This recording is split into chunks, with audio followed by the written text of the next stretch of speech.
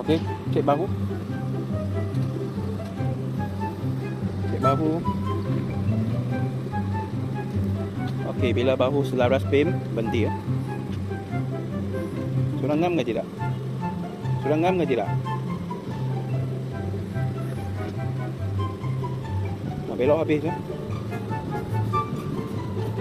Signal, tekan horn. Okey, angkatkan clutch sampai gegar sikit.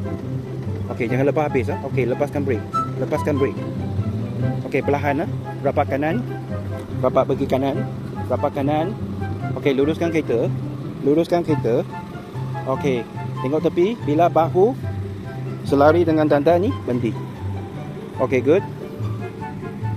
Tukar gear reverse. Belok kanan habis. Okey, angkatkan clutch sampai gagal. Jangan lepas habis ah. Angkat brake.